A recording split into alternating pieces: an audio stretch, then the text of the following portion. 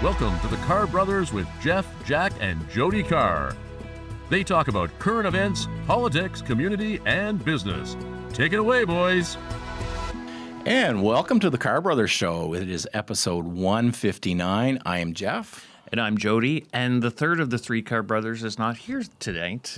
Jack is away, but both Jeff and I are here. We're very pleased to have a special guest tonight, Jeff, and very timely. Yes, so we have the Minister of Finance for the provincial government here in New Brunswick, René Legacy. René, it's so great to have you here. Thanks for being here. Thanks, guys.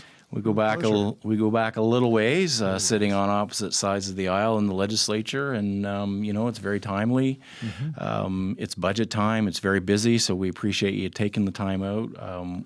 As former cabinet ministers, we know that there's a lot of discussions that happen during this time of the year, and it's a lot. So we appreciate you being here. And how you been? I appreciate that, and it has been quite busy. I've just walked out of 2 full days of budget presentations, so I'm not sure what level of brain level you're going to get out of me today, but I'm going to do my best to try to stay focused. But totally understand. Yeah. So tell us, most people here, especially in the southern part of the province, you're from the northern part of the province, like what drove you to get involved with politics?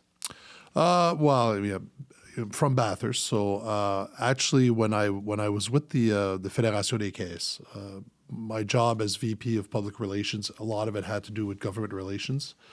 So a big part of that was spent in Fredericton, obviously, because we were legislated through the provincial government, not federal, like the banks. So we spent a lot of time in Fredericton. So I was always around the periphery of politics and everything that was going on. And it was always an interesting field. And then through my volunteerism, all the work that I did back home, you just get to a certain point where you realize maybe trying to be on the other side of the table gets things advanced a little further, some different projects, especially locally. So an opportunity came up. Brian Kenny, a long-time MLA, Jody, you would have been in the ledge with him. Yeah. Decided to retire. So I said, okay, maybe there's a time here to take a chance and see what it looks like. Fascinating. Well, I think most of us really engage the same way. We work through nonprofits and lobbying government at different times. We're business owners, small business owners, and just feel that when the time is right, you want to contribute and have the voice of the local communities at top of mind when you go to Fredericton is what drives us mostly, especially the small guy that doesn't have that voice. So I've known you for a few years, well, more than a few now, but when you first came in the legislature, you were in opposition, and we got to know each other early on, and was able to figure out right away that that's why you were there, as most of us do, just get that voice for the small guy. There were some lingering issues in your area that you wanted to deal with, so, it kind of rolled from there. Yeah, you were very, very vocal about the old mill site in Bathurst. It had been an eyesore.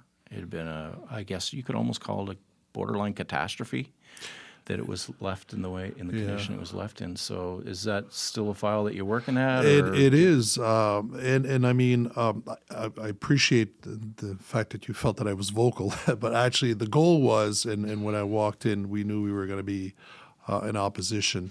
And there's always a sense, and you've all lived it in your communities, you're in opposition, we're not going to get anything done.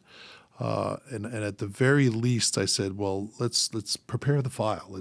And at least try to ask good questions so that you can kind of get people, I don't want to say cornered, but at one point you have to give the answers. So I tried as much as I hope I achieved. Most of the times when I would go to committees or talk to ministers to be, number one, respectful and try to get good information, oftentimes to relay to the next step and just keep the file moving. And at the end, Minister Steves at the time, one of the big steps was to take that property back, take possession back through a tax sale. We'd been waiting for a while. He got that through. That was a big step, and I still to this day thank him for that because it was a big step. It was the first step. We now have last couple of months ago we announced through the SHIFT program, the federal program, that we're going to run some water and sewers through the north side of the property because it had been, most of the demolition had been done right before the election, so the work had been started. But the goal was never just to have an open site with nothing on it. Right. So we are going to put the water and sewers through this summer, and there was tunnels under a road that needed to be fixed. So before DTI can fix that road, we'll get that done.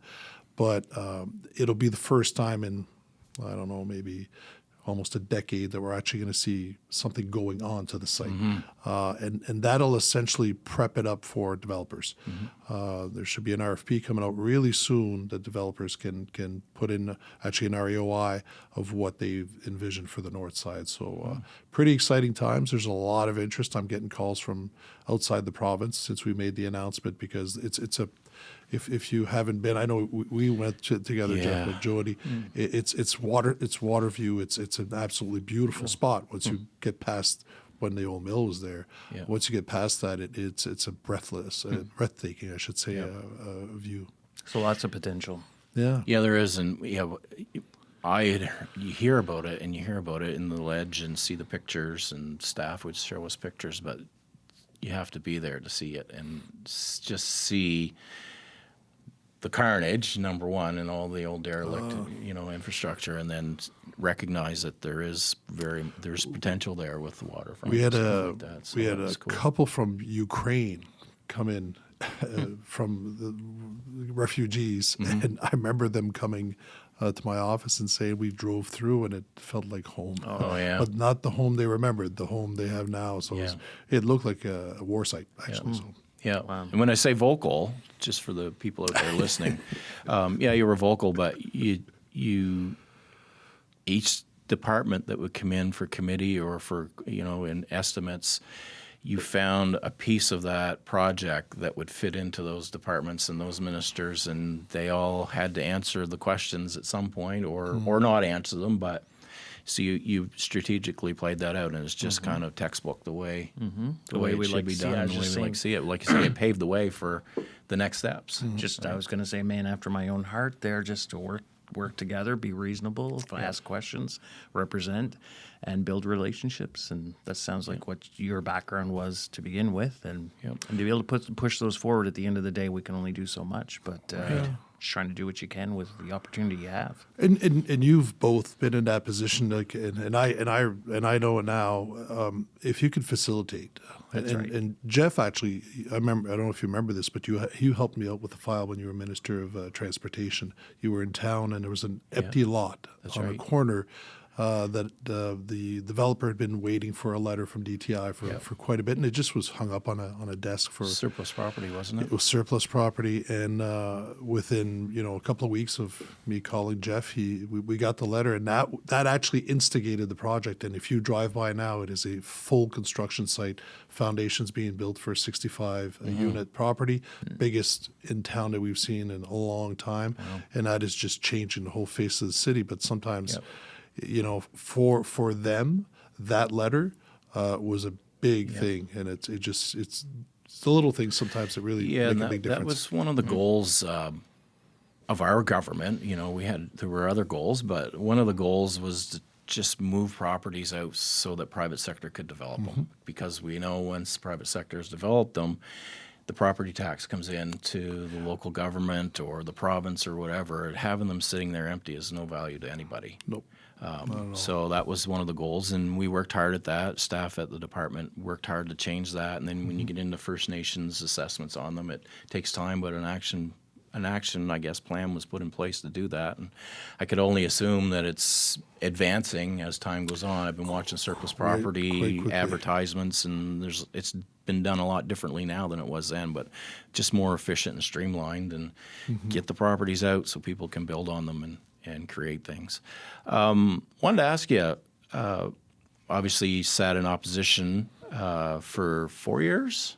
4 years. 4 years. Yeah. So big difference being on the government side of the house. Is it what you thought it would be, or is it just completely, are you seeing things now on the government side that you had no recognition that when you were on the opposition side that it would be the way it is? I think I got a good sense in watching from opposition. I will say, if you can, I won't say if you luck in to go into opposition because everybody wants to win an election, but it is a softer landing to learn because the processes are fairly complicated when you haven't been in Fredericton and just the steps of how bills go through and just all the decision process and the meetings. And I would say the biggest thing, and it's unfair to me, for me to say that I expected or not expected.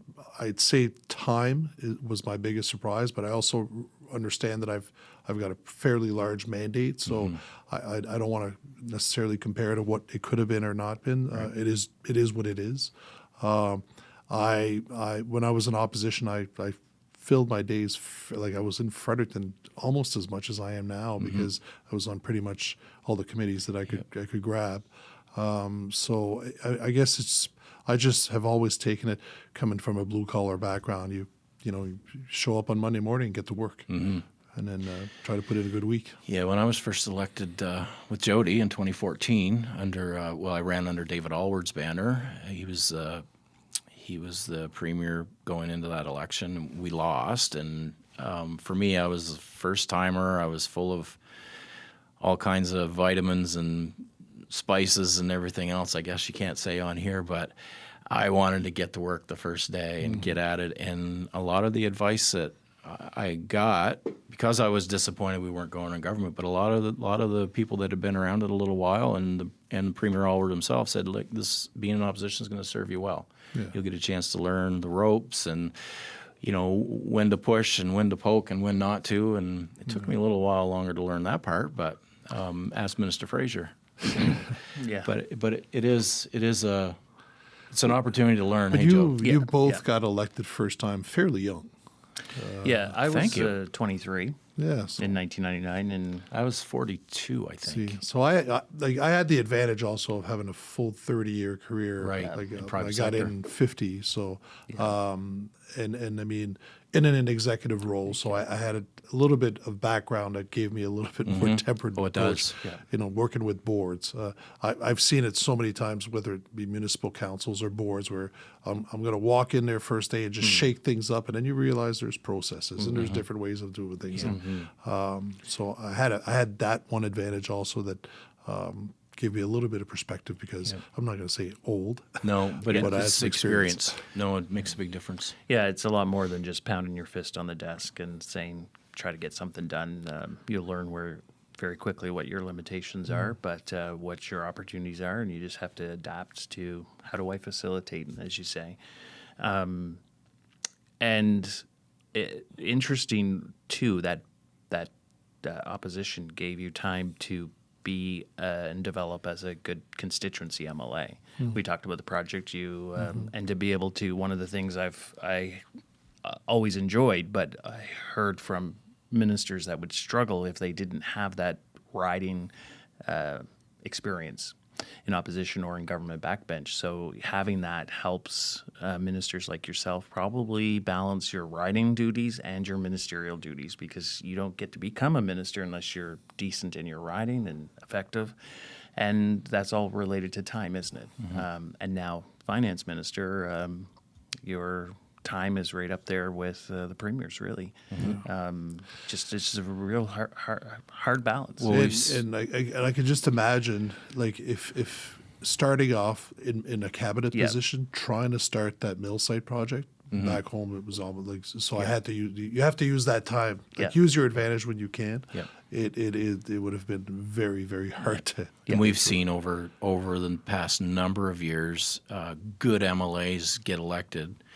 They don't even have time to be an MLA, and they're right in cabinet trying to learn portfolios, trying to learn all the files, and they're behind before they get. And you would see that with some of your own colleagues. You're trying to mentor them, help them through. You're depending on GMO staff to keep them up to speed and keep their constituent offices going. And it's not easy if they go straight in. It's tough. They think it's a great thing when they get the call. Until about 6 months in, and they're like, "Oh, where's my constituency office now?" Where's my office? Where's my assistant? Where's my EA? How do I get to all these events? Because I mean, we were fortunate. We're elected right here close to Fredericton, so I mean, this was my riding that you're in. It's Yeah. 15, 20-minute drive from Costco, right? So I could be in the riding and Jody could just almost every night of the week. So we had that advantage. But somebody that doesn't, how do you keep the constant work going? And it's tricky. It's tricky. Before we get into the next segment and start talking about the portfolio that you have and the year that you've, since you've been elected in the government and getting your feet under you and doing all that stuff, did you ever picture yourself as a finance minister at some point in time, or is it a goal that you had, or is it just the way Susan built the team? I think because of opposition, because of the portfolio I was given at the time, I certainly had a sense that finance was a possibility. I did not expect deputy premier or to also have energy, but I even when we do the interview, I had a kind of an option A and option B, like energy with this and finance with that, and so when it was both, it was Sounds like it was a bit interesting. So. Careful what you wish for, but I mean,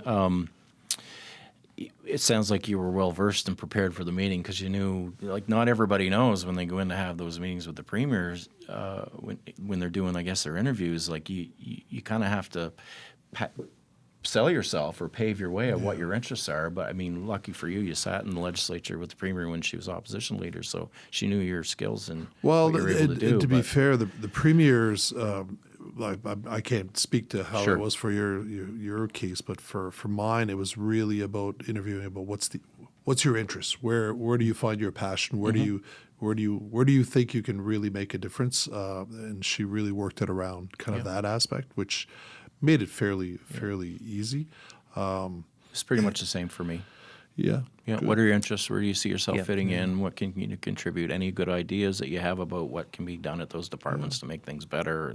Because you can imagine, too, at that point in time, they're not even certain whether the existing departments are going to remain existing departments. So there's all that going on in terms of are we going to put these together or that together? So the interest-based is probably a good way to do it. And sounds like a good fit going into finance and energy. So, so how have you made out balancing those two? Balancing out is actually trying to find some synergies, and especially with energy and NB Power right now, there's this bunch of discussion around finance and really, some of it. So where I can, I try to merge those discussion and use the advantage of both. But it's like everything else. You're supported by excellent people, deputy ministers and ADMs that actually are quite qualified and know their stuff, and it's just a matter of having that discussion and trying to fit it into platform. The toughest part I found is always going back to pre-election, because oftentimes, even with the media, they'll say, well, when you thought this out in the platform, like, yeah, but I was an energy minister when we were trying to get elected, so I could have been focusing on all kinds of things. So I think people sometimes just tend to think that I was there before, but I wasn't necessarily. So critic, yes, but on other aspects, not necessarily. No, exactly. Well, it's been a great discussion so far. Let's take a break. Let's take a break. We'll be right back after these messages.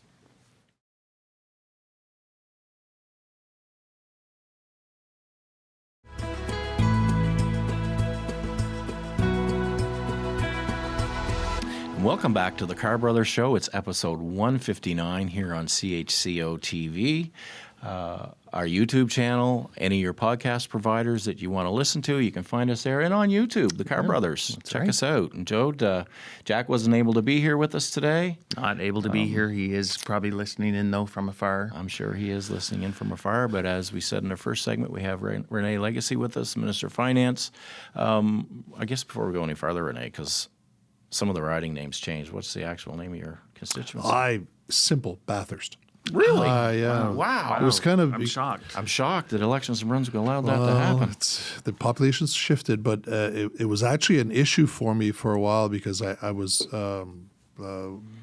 West Bathurst and Beresford, and when the mergers happened, I had the eastern part of one city and the western part of another city, which were comparable cities, and so it became very interesting. Yeah, it's very difficult when they start splitting up cities and communities too for constituents. So you just take in the city now, basically, of Bathurst? City, so small part of East Bathurst that I'm missing, but aside from that, I've got Good all stuff. Yeah.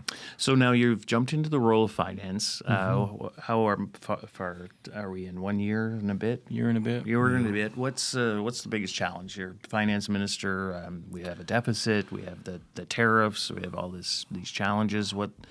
Where's our end result here? Well, I mean, obviously, operationally, the deficit's the biggest challenge because we've been in a situation, luckily, in the province, to be in surplus for years. A bit different than other jurisdictions, but that flipped on us when essentially with the last U.S. election, there was some issues came out of that, and it's certainly I wouldn't say it causes all the issues, but it encompasses a lot of our time. And there's only so much resources around, but you're always trying to deal with it, where you're not spending that time on maybe other creative ways of fixing Governing. other situations or governing. Absolutely. The premier said that really it's about choices because the government had a lot of investments as well that they campaigned on, and people want more healthcare and more education and more everything else. So how do you now you're looking at trying to reduce that deficit down, and you've got some options out there. Is there bad news coming for people, or? Well, I think we have no choice to make some moves. Like it's just it's not sustainable the way we're headed.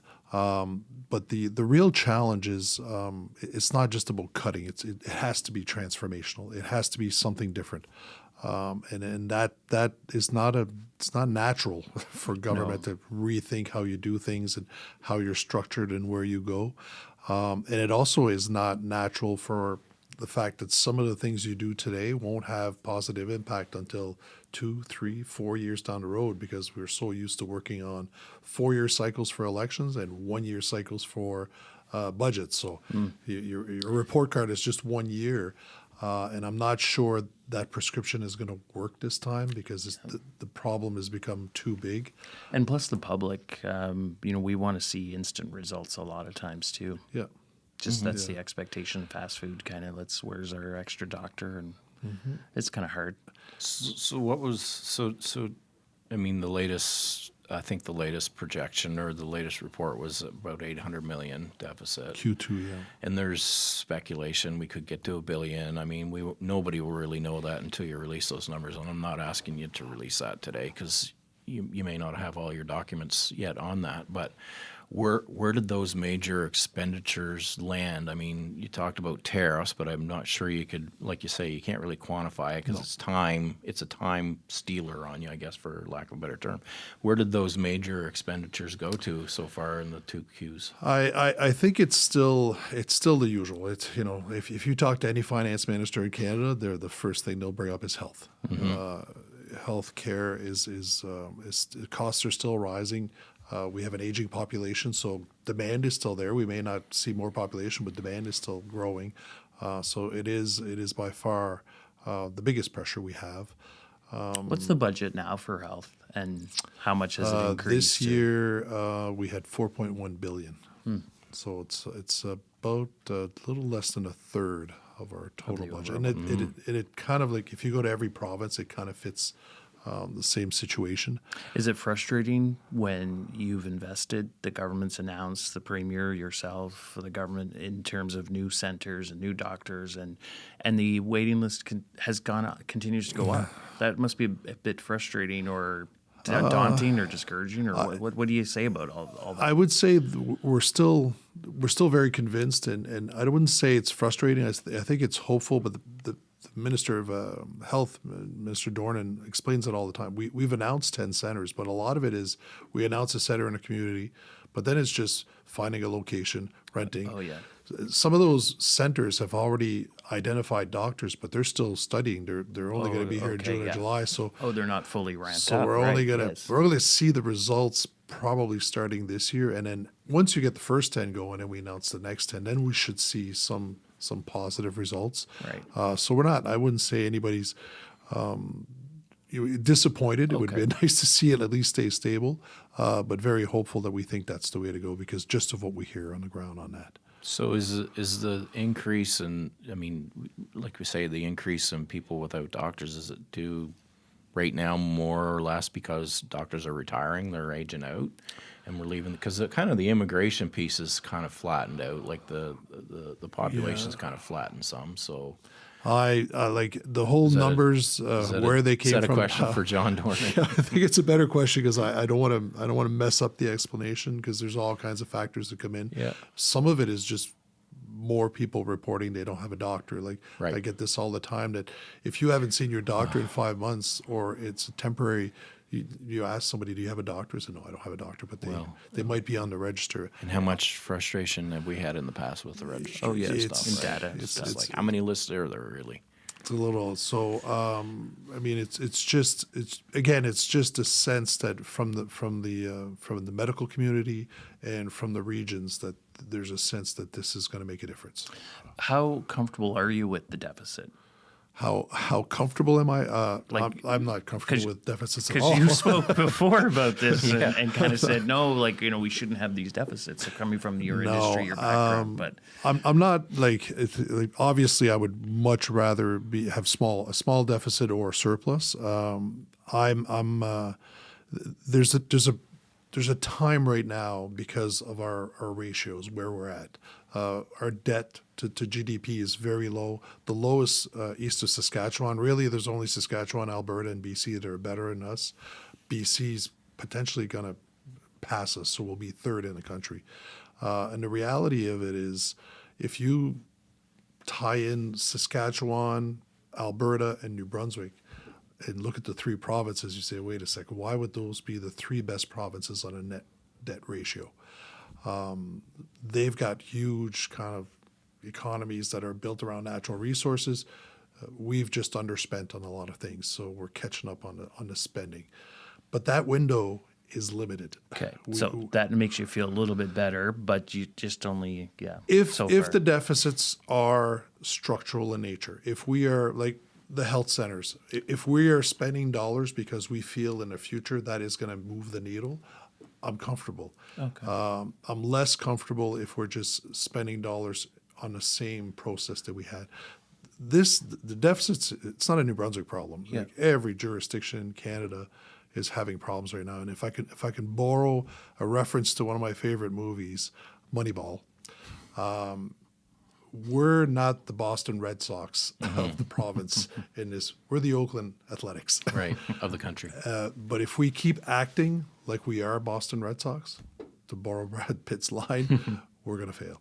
Like we have to do things differently. We cannot act like the bigger players. We have to.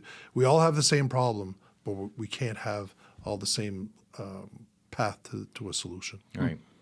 So there's a discussion document or a survey out about different options. Options seem to be fairly similar year over year in terms of the options of government. You either, where do you get the money? You either raise revenue or you reduce expenditures in places. So you're going through that process now with departments and cabinet in terms of what the options are. And are you seeing some new proposals around, as you mentioned, like doing things differently? Because it's really, really hard to get to those new kind of proposals. A lot of stuff comes in recycled. We understand that. Yeah. But, Yeah, I mean, like you're early in the process, though, too, I'm assuming. government is government. It's not rocket science, but times change. The circumstances may change. So what may have not been appetizing a couple of years ago, maybe, well, now we're at a point where Time is right. we may have to do something. So there's some ideas out there, and they're meant to generate discussion, to generate some. And honestly, I've been receiving some emails with new suggestions. Look at this and look at that. Not all of them are going to necessarily move the needle, but I think it builds the culture to start thinking differently. That can we continue to support certain things that we were able to support in the past, but times have changed that maybe we can't anymore. Where all that ends up, and it's not a case of us trying to pass that off and say, well, tell us if you like this, and we'll like. The decision ultimately comes back to government. Yeah. We have to own the decision. That's what we were elected for. But we wanted that voice there. It's still early. A lot of those ideas were just essentially from departments saying we could do this. We haven't pushed it further to say, okay, analyze how you do this. So it's not baked already, but we wanted to have the public early in the conversation to say, well, you know, is this something that we can look into? So we talked about that in depth last week about the survey being on, and actually we opened the laptop and went through each section of it, and we made very clear reference like to it's kind of late in the process now to have that survey out, but you're not even close to the finish of your process yet. It doesn't sound like you're still consulting and you're going through the motions. And I mean, based on our whole experience, we were like, oh no, this is just window dressing. This isn't useful, but it sounds, and time is ticking. I mean, the next 6 weeks will go by pretty darn quick. We'll take a week out because it got to be printed. Have a week for printing. Oh yeah, we got to print it and get the typos out. But this is an exercise that you're looking at using. I mean, and there's some interesting questions in there, but it has to be done that way, because if we just do it like we've always done, which is just trying to find cuts, then we're just delaying what's going to end up happening. Well, we're going to have to make some serious moves. What we're trying to get now is a deeper conversation of, and again, I'm just trying to curve the growth. I'm not going to shock anybody. We are not going to be in a surplus position next year. Right. Like, it's going to be. We it's all going to know be another that's budget. almost impossible. It's going to take you some time, and we'll get to that in the last segment of kind of some timelines. Yeah. But just continue to talk about how your survey is playing in, but your timeline between now and March 17th. Yeah. Right now, we've been given all the department presentations, which is essentially, and you've all gone through this, where there's a base budget, and then you add on your wage bills, so all the increase in salaries, that's a budget pressure, and then you get government decisions, and typically most government decisions are not 1 year decisions. They're 3, 4, 5, 6 year projects, and so even though we don't have it necessarily in our platforms, if you're a year 4 of a 6 year project, the chances are you're not going to cancel that amount. So that's a pressure we're going to have to find. Things that have already started or that you've already started. And then we get into some budget pressures in departments for various reasons operationally that things may be happening. And then finally we get to potentially government priorities that we're trying to get. So you just get through all those numbers, and then you come in with a magic number that comes in, and you go, okay, that's too big.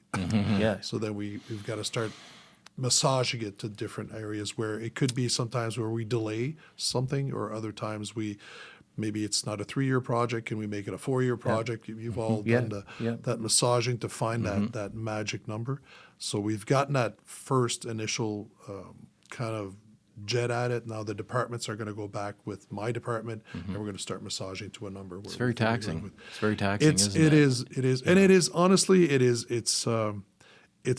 For lack of a better word. It's a bit gut wrenching because, I also have pre-budget consultations with stakeholders and different groups, and you hear the difficulties they're having. You hear the need that's out there. And you realize right from the start that you're not going to be able to help everybody, and it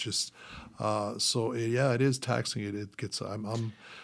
By April, I'm glad to go in the garden. Get through estimates and get that each department done. So tell me, just at a point of interest, because I mean, Jody would have saw it as well. But when your survey went out and people start discussing what different options, do you get a big reaction from certain groups reaching out saying, "Hey, you're not cutting us, are you?" So everybody wants their own piece of the pie.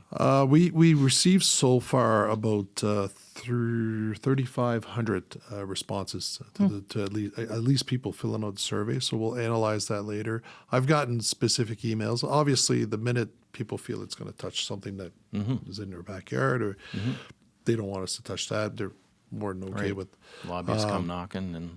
And there's some, honestly, that I'm not sure it's necessarily clear. Like my favorite one would be DTI, where we talked about that at length. It was kind of presented as we're going to downgrade road resurfacing, but I was asphalt to chip seal. Yeah, but I was talking to we're already doing that. But I was talking to my deputy minister, and he said, actually, it's just following the policy is what we're saying. Oh, yes, exactly. Of course. They've been giving us extra for what we should have had all along, right. and yes, we bumped the doing ends. it right. So. Okay, so they're going to feel like it's just following the policy But too on those roads. until you're on a road that's paved and it's going to chip seal, you're not thinking about that. But the reality is traffic counts are. Well, that's it. Exactly right. Yeah. Well, it has to be about traffic counts. You have to have the data. A lot of people don't believe in the data, but It's like the three-house rule we always dealt with. Three-house rule, plowing and plowing whatnot. back in the day. Well, and actually, we weren't following policy before, but basically there's a... it's just hard to take candy from the baby once the baby's had the candy is the problem. Yeah.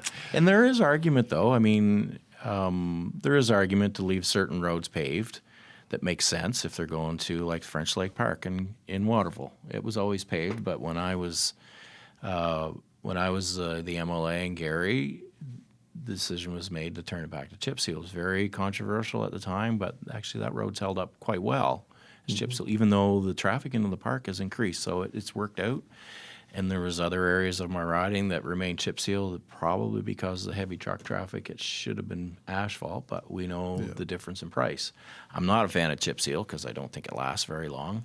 I think in the long run, but it's case by case. And like you say, traffic counts, and we're going to start following the policy, which is fine as long as the policy then works for today, right? That's like, And you're consistent because you can't follow the policy on one road. Well, you can't and be not on like the John other Ames road. and pave everything in Charlotte County. but someone would say, just follow the policy. It's easy. But look at the reaction not we're as having right easy. now. It's not easy. It's not that easy. It's a lift. It's It gonna really be a is. lift. And then you'll get, maybe not you so much as Chuck, but get lobbied by all MLAs and mayors and councillors and, the whole thing, and that's how it goes. And Well, we better wanna go for a pave break. everything. We should take a break, We should shouldn't take a break. Yes, we should. So thank you very much for joining us for this segment. We will be back in just a few minutes. We're going to hear from some of our partners at CHCO.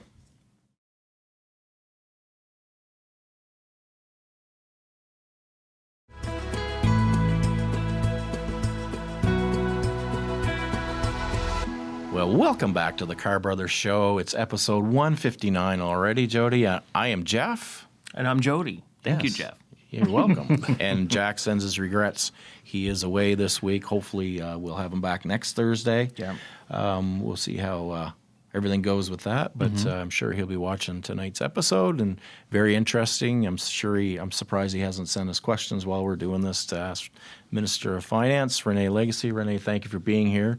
We're going to wrap up the show with the little bit of time we have left and just talk about how the future looks. And you talked about, of course, no finance minister likes deficits. You have your reasons for going into a deficit. You've explained all that, and most people understand it. Not everybody does, but we don't expect everybody to. But so, is there a long-term plan to get closer to balance, or how do you see that playing out? Because, like I said last week, once you let all that line out and that fish takes that line all the way out, it's pretty darn hard to get that line all the way back in. So how do you deal with that?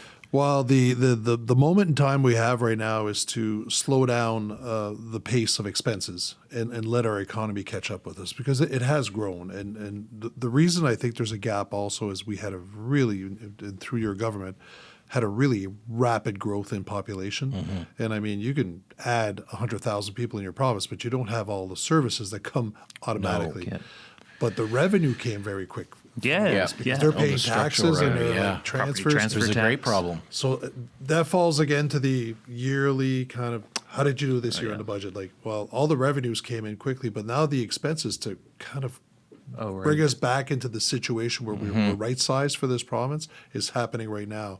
The issue we have now is that population growth has slowed down, so we're not going to continue to see that revenue growth on the short term. So structurally, again, I think it's thinking differently. I was really pleased with the capital budget this year. I thought it was a whole different exercise. Obviously, the previous year it was like within weeks of getting Yeah. elected. Yeah, we But there was understand some that. real thoughtful discussion around where the projects were going to go and what difference they're going to make, because there's our infrastructure is in dire need of revamping. It's been in deficit for many, many decades. And it's right? costly. It's costly on our operational budget, and it's costly in our HR and our time and our efforts. So there's certain things that I think are going to start changing. There was some really interesting discussions on how we build things and how we do things with DTI and different departments that I think are going to start bearing fruit in the next couple of years, just around schools and just different what do we use, the materials we use, why, and some things hadn't been questioned for decades. And you start digging in and realizing that maybe there's changes. It's not always easy to dig in and ask those questions, though, is it? There's there's going to be some resistance, there but is that's all right. resistance. And there's a trust, and I've always, and it's a personal preference, but I don't go in organizations are built around, if you're getting asked questions, it's because somebody's looking to blame somebody. If I see something that's off or that is not working, clearly see an opportunity to make a difference. If we have $1 billion budget and everybody tells me we're working perfectly and nothing can be done, I have an issue. Yeah. I'm hoping we're going to find all kinds of reasons to change and all kinds of things that aren't working, because that's how we're going to get to where we want to get. So if everybody's hiding and saying, I don't want to say what's going wrong, it's not going to be helpful. Not going to be helpful if I start accusing and getting angry for things that happened in the past. That's done. We just have to look for that path to see how we can do better. And that at some point have to give a little bit of credit to some people that maybe things got done because they were in certain circumstances or because it was required at the time. It's not like that anymore, but you have to have an open mind, but that doesn't happen in the first year. Yeah. People have to trust you first, because Yeah. there's careers at stake here, and they've been around for a while, and you want to stick around. So you have to have faith. So obviously the transformational or some of those changes alone isn't going to get you closer to balance or surplus. So do you have a forecast of how long do you think my it's going to immediate take? goal is to make sure the trajectory is changed, because if I'm going to be talking to the bankers or to credit rating agencies, they want to see That the was my path next forward. question. They want to see where we're headed, not necessarily what's happening right now. They want a forecast. Whatever that is. Yeah. Well, because the impression now is it's still going up. So you got to get that either impression and reality.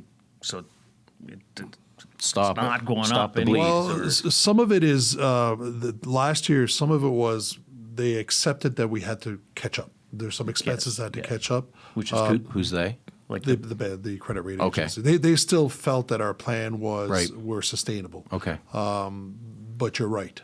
At one point, we need to show that real change, because it'll catch up to us really fast. The demands are coming. Yeah, Nova we Scotia, just see Nova Scotia get Nova their Scotia, they downturn. mentioned that no, we don't really want that. Well, and that's also the trends. I again, Nova Scotia and New Brunswick, we have really high ratings.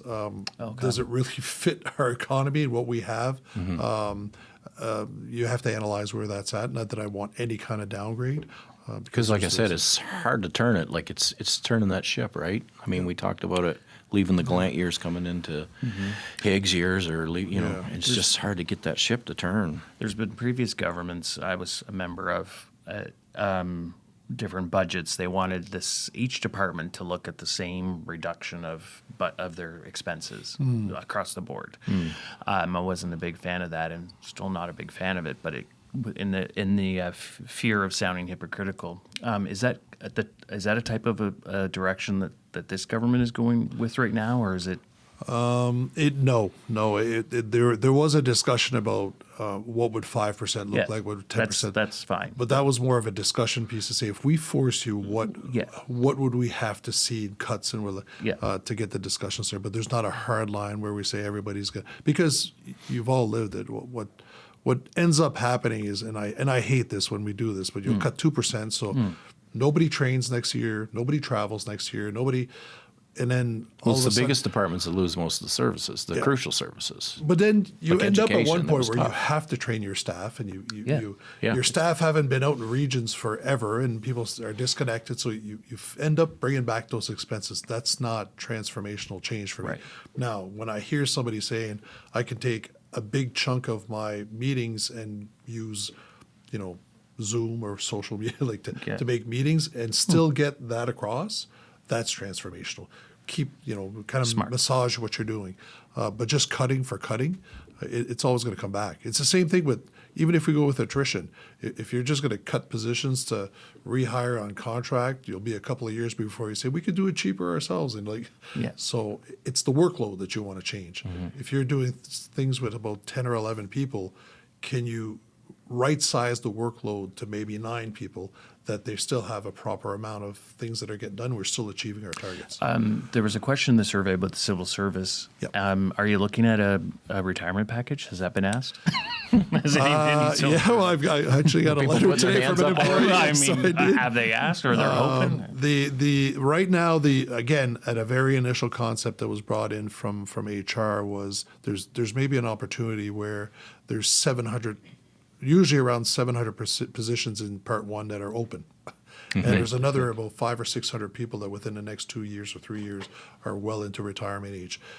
Is there an opportunity without impacting any people through layoffs, or that we can right size again? But that's going to ask for each department because not just going to cut a position because it's open. You're going to say we need that position, but within your department, can we move in through and find those savings? That's a bigger lift, but it lasts longer. It's more. I guess it's more solid. So that's the work, but it wasn't around offering packages. It was really around that there's a window there of a lot of positions that are open and not There's being always filled. vacancies, isn't there? Yeah. And It's a big job. It's exciting. It's It is. fun to hear you speak about it. That was is some there a fun, minister of fun HR, or is that conversations. you too? Do you have that I portfolio? have Ocho. Yeah.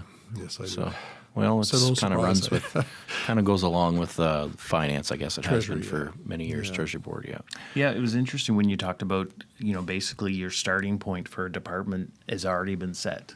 There's items that you already have to fund, usually an increase, and then what are your options? Go from there. It feels like there could be very few options, or very little wiggle room, or Yeah. how do you address that to try to just keep creative and Well, I mean, on the revenue side, it's a little different. But what I see you trying to do is create more private sector investment in the gas plant in Tantramar that's become controversial all of a sudden. And I mean, the Green Party are very good. Megan's very good at rounding people up and keeping them going at that stuff. And the Sisson Mine is a nation building project, generates some revenue through royalties. I mean, there's probably lots of, and you're the Minister of Energy, but I mean, lots of opportunity in mining. Very difficult to get those things across the line, though, because of our environmental policies, and we have so many wetland areas in the province and things like that. But I always said, and I mean, Jode, you would have said it too, but we've got to be able to invest in our resources and extract our resources, but do it in a safe and environmental friendly way. It's hard to get both of those sides to come together and bring that through, but that's part of your revenue. I mean, back in our day, it was shale gas, and we knew that there was an opportunity to get into shale gas, but it just got off the rails for whatever reason, but it does. It's very hard to get ahead of the naysayers.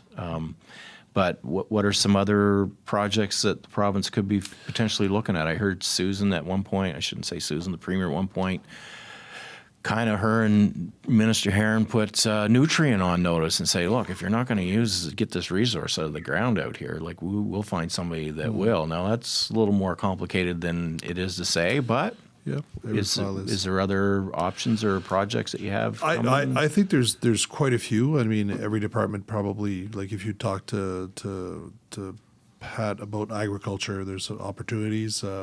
Isabel's working hard on tourism. If everybody ramps up, there's opportunity. And I'm a big proponent. I think there's a lot of space and energy where we could still do quite a bit. Well, we need there's more a lot of energy. it. We just don't have the grid capacity, do we? And if our neighbors are going to look for more, then Yeah, and we've tried to do is really parcel out that there's energy security, which we need to keep for our residents and keep NB Power going and keep actually the region, because we're the backbone of the region.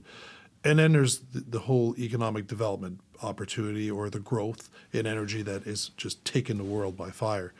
And sometimes we'd use our arguments and the counter arguments at crisscross purposes. Mm-hmm. Like you'd be arguing about energy security, and somebody'd be bringing case file in about why we shouldn't do this for economic development, which had. But I still think there's quite a bit of opportunity, and it's obviously Canada-wide has been being discussed also. I think we're a big part of that discussion just because of our geographical location. I know there's a little bit less appetite for us sometimes to deal with the states, but I have to remind people that some of those New England states aren't having a very good time with Washington either. No. And they need their allies, and they've been good friends for a long time with us, and we need to keep the discussions going because they're a huge market. Well, Prime Minister Harper said in his speech a week or two ago, like, they're our biggest trading partner, so we have to figure out how to do it with them. I mean, they're not going anywhere, but it's a little bumpy right now, that's all. Yeah. Some mixed reviews on selling the surplus U.S. Alcohol. But I think it's the right move. It's in storage. Yeah, I think it was. Are you getting a mix? I think it was honestly, for me, it was a weird argument. We've already paid for it. Yeah. I get taking a stance because we want to Send a message. But I don't like us essentially writing off a couple of $1 million in stock is not going to make a point to the states. Yeah. I think the fact that we've stopped ordering Yeah. and blocked that is certainly. I mean, I should know I sell alcohol. Right. I have my own microbrewery. Yeah, he does. Okay. Yeah. Really? So once I've sold it to NB Liquor, that's fine. Yeah. Stop ordering from me. No, I'm going to That's start. a problem. But if you decide to put it on the shelf, not on the shelf, you've already paid for it. So I know. So I was under the understanding that we didn't pay for it. So there's mixed reports on that. So I was under the understanding it doesn't. The manufacturers don't get paid until it's sold, so it's almost like on consignment. But that's not the case then. not that I know NB of, Liquor no. buys it, and once they buy it, it comes out to the shelf. So that's that asset, for lack of a better word, was sitting in the warehouse. Yeah. Now some provinces were donating part of the proceeds from that to different nonprofits. Did we do the same thing here in New Brunswick? My understanding was no, we didn't. It wasn't a large amount, though. No, it wasn't a large amount, and also I think what was being supported in other provinces we support in different ways already. Yeah. So it was already part of the general budget, but I'm not sure exactly where that ended up in the end. So. Anyway, it's a good topic to end on, but I just thought it made sense to get it out of the warehouses. Well, yeah. It's collecting dust. Well, worse than that, it was taking up space. Yeah. We're about to go into the spring run where obviously alcohol sales go up in the summertime. We need the warehouse space. What I heard from NB Liquor is they were struggling to bring in the new stuff because it was just sitting in the warehouse in the way. Yeah, makes sense. All right. Well, Anything else you'd like to anything you'd like to add? We're just about ready to wrap up. Messages to the people. Oh no! I mean, listen. We understand the conversations are going to get more complicated, but that's okay. In both my files, honestly, in energy and finance, the more enlightened discussion we have, the better it is. And Jeff, you would remember, like I was critic for Mike Holland, and we always strive to have good exchanges, but somewhere is to get information out. Because they're complicated files, and the more you can elevate the discussion, the more information, the more informed people get, and it gets a little simpler. So hopefully we'll keep that going and keep those discussions happening because they are important, and it's gonna structure New Brunswick for a long time.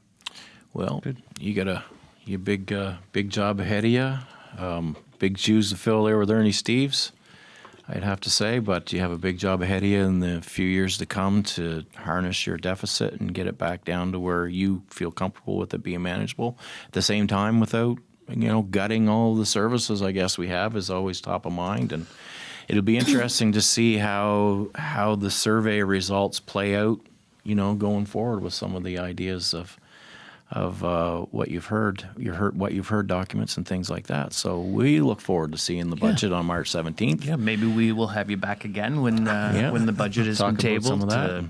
before the legislature ends. But thanks for your openness, your candidness, talking about the process, your priorities, how you're managing things, how you're looking forward to things, and getting people's responses. So really appreciate you being on with us tonight, and we'll see you again Thanks soon. for having me. Yeah. Good. It's really fun. All the great. best. Nice to see you again, Jeff. It's great to see you, Renee. It's always good. Yeah, always Jeff appreciated our always spoke friendship. highly of you when he was there in the legislature. Well, that's the thing. You can't have too many foes in the legislature. You won't get anything passed or through or anything like that. Yeah. So you gotta play nice at times. So, Yep.